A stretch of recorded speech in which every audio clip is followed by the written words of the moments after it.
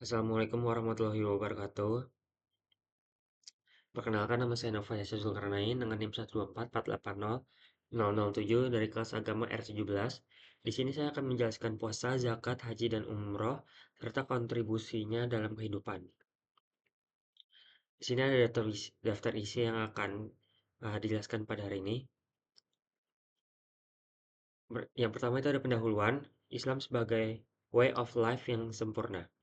Islam dibangun di atas 5 perkara, bersaksi bahwa tiada ilah selain Allah dan Muhammad adalah utusannya, mendirikan sholat, menunaikan zakat, dan berpuasa Ramadan, dan menunaikan haji ke Baitullah bagi yang mampu.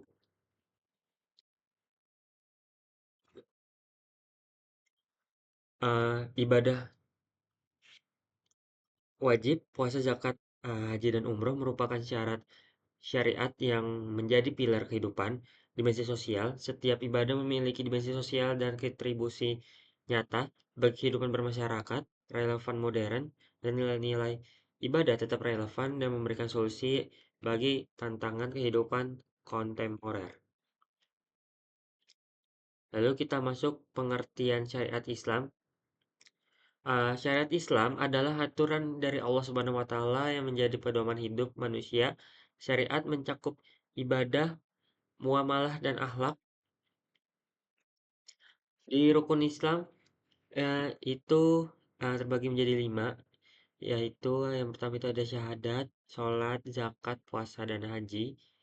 Lalu definisi syariat Islam, yaitu syariat berasal dari kata syara'ah yang berarti jalan menuju sumber air atau jalan lurus yang harus ditempuh. Lalu pengertian puasa atau saum, as-saum secara bahasa berarti menahan atau mencegah diri dari sesuatu, uh, yang dengan istilah menahan dari makan, minum, hubungan suami istri, dan segala hal yang membatalkan puasa sejak terbit fajar hingga terbenamnya matahari dengan niat ibadah kepada Allah Subhanahu wa Ta'ala.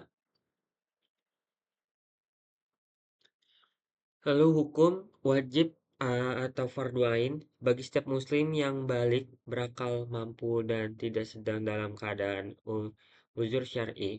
Jenis-jenis puasa ini terbagi menjadi 4, yaitu puasa Ramadan, puasa Karafat, puasa Nazar, dan puasa Sunnah. Lalu kita masuk ke pengertian zakat. Zakat adalah ibadah dengan cara mengeluarkan sebagian harta tertentu kepada orang yang berhak menerimanya. Zakat bertujuan untuk membersihkan harta dan jiwa serta membantu masyarakat yang membutuhkan secara umum. Zakat terbagi menjadi dua nih.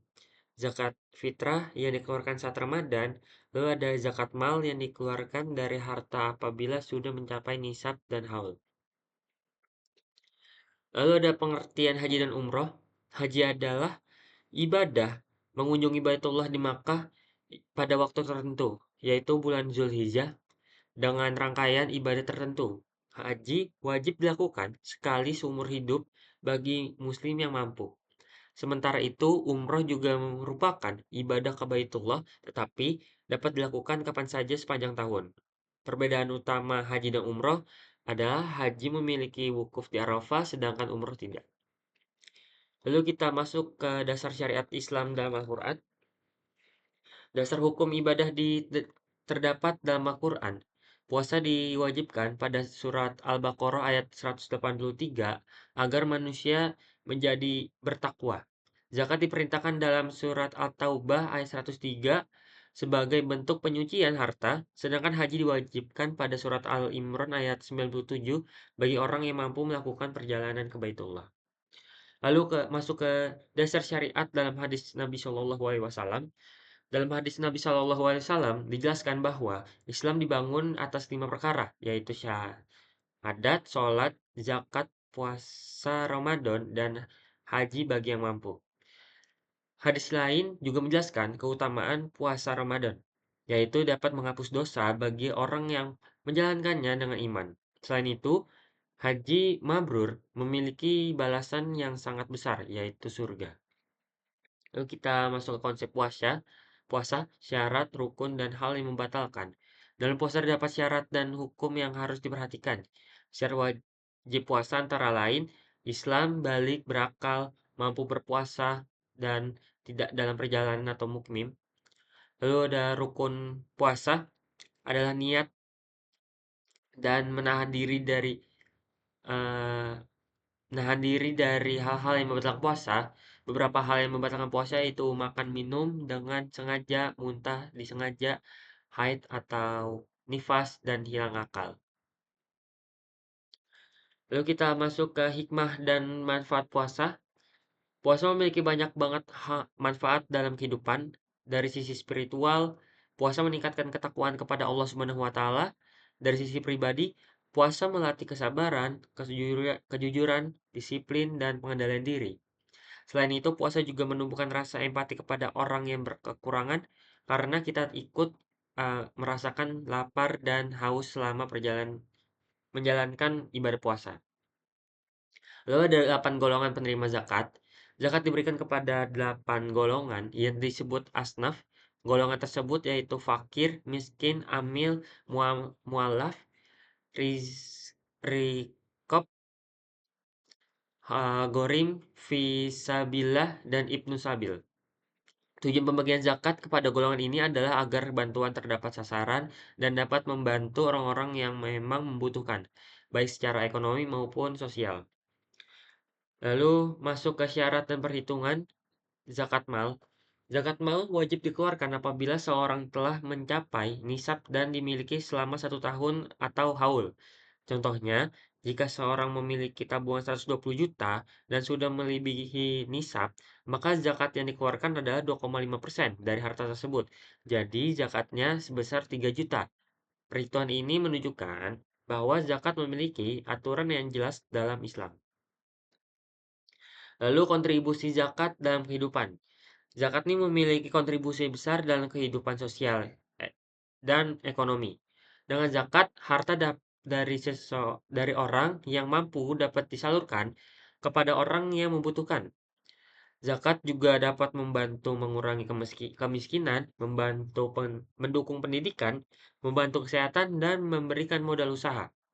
Karena itu, zakat bukan hanya ibadah, tapi juga alat pemerataan kesejahteraan. Lalu kita masuk ke alur pelaksanaan.